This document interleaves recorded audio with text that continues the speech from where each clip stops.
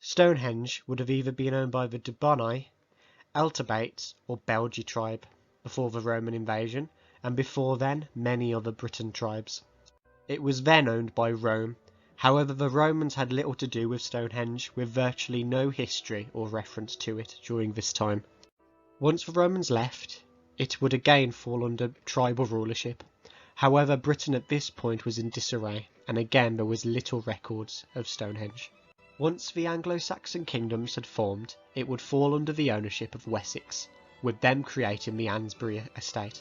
The Amesbury estate, in modern times now called the Amesbury parish, was a royal estate from the early medieval period, since the time of King Alfred the Great.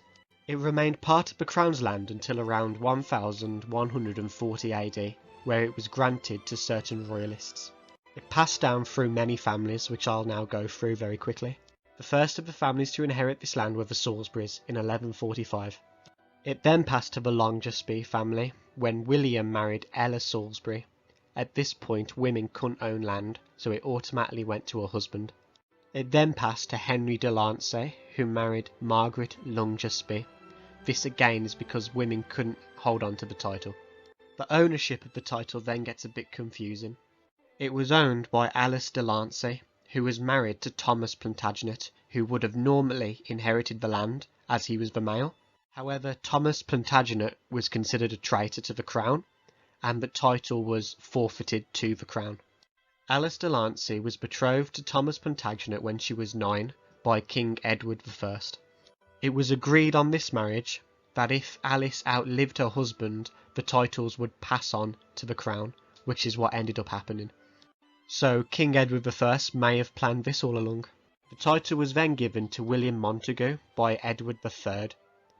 William Montagu was an ardent royalist and helped the king in many ways, notably in the Scottish Wars. It was then passed on to the Neville family when Richard Neville married Alice Montagu. The title then passed to the crown under George Plantagenet when Richard Neville, the kingmaker, died without any sons.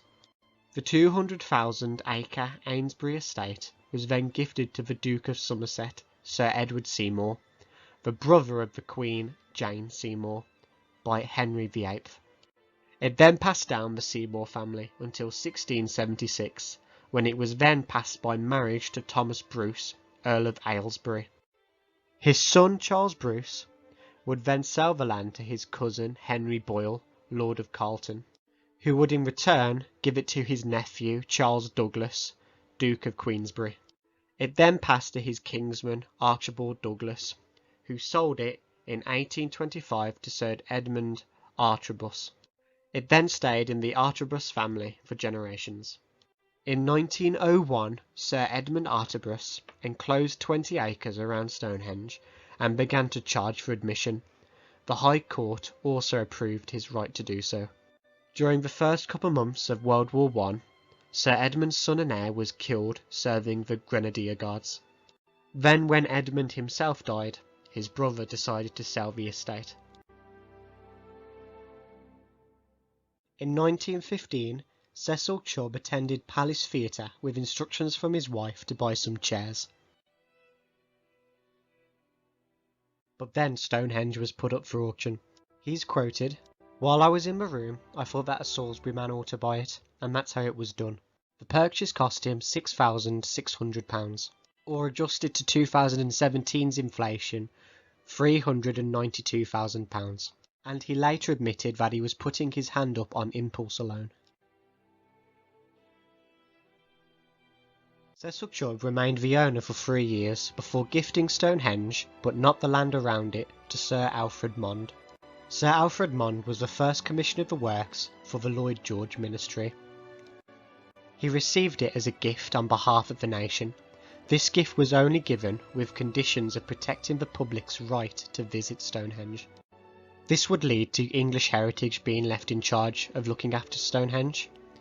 English Heritage itself was formerly a part of the British government before becoming a private company in 2015. During World War I, an aerodrome, 2 main road junctions, cottages and a cafe were built near Stonehenge.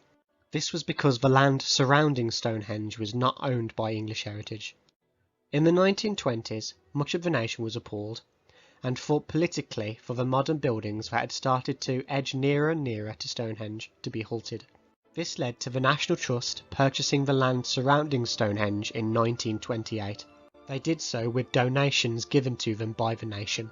All of the buildings were removed, but the 2 roads remained as they were vital in connecting traffic.